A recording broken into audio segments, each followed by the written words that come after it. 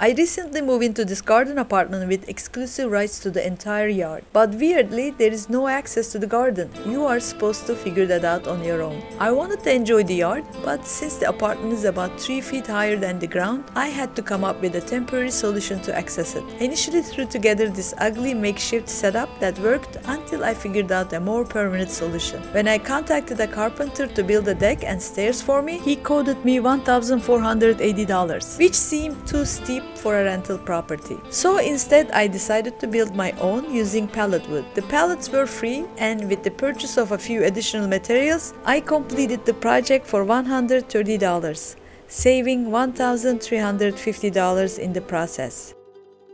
Now I'm enjoying my yard. The first step I took was to clear and level the ground. This is crucial for ensuring a stable, non-wobbly structure. On the leveled surface, I placed lightweight concrete blocks to keep the wood off the ground, which cost me about $40. I accidentally broke a few pieces, but it shouldn't be an issue. I also had to create a removable section here to access the irrigation system. Next, I laid down the pallet wood after a lot of calculations and measurements, which took considerable time and thought. I faced a few challenges. I wanted the steps to be wide enough to serve as benches, and I had to decide between using a single or double layer of wood. With pallets, height is limited, so a single layer would result in 6 steps, each about 7 inches high, taking up too much space in the narrow yard.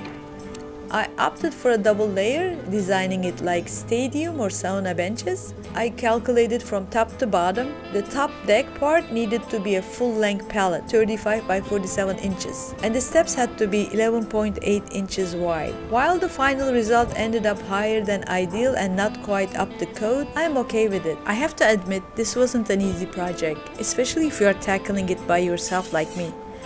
It involved a lot of cutting, pulling, measuring, leveling, carrying heavy loads, and shimming. You need plenty of shims since the pallets aren't perfectly straight.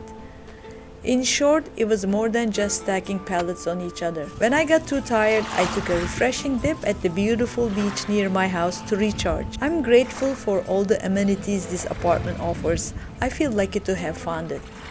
Once I finished stacking the pallets, I wasn't satisfied with the look because the pallets were of lower quality and had large gaps between the boards. Instead of adding thin strips of wood to fill the gaps, I decided to purchase some attractive decking from my local hardware store. The 39 by 39 inches decking boards immediately enhanced the appearance, and I am very pleased with this decision. I used 3 of them, costing around $90, while the pallets themselves are not nailed together and remain freestanding.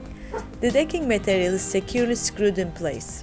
For the final touch, I covered the front face with some scrap wood I found at a lumber yard for free. These H boards, which are about 1/4 inch thick, added a nice touch of character. Since I already had the necessary tools, I only had to spend a total of $130 on materials.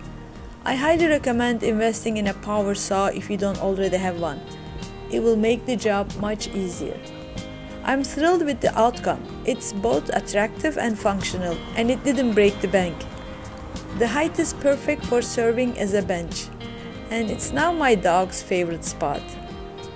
This project will save you a lot of money, but be prepared for the hard work involved. If you are planning something similar, good luck and enjoy creating. Thank you for visiting. See you next time.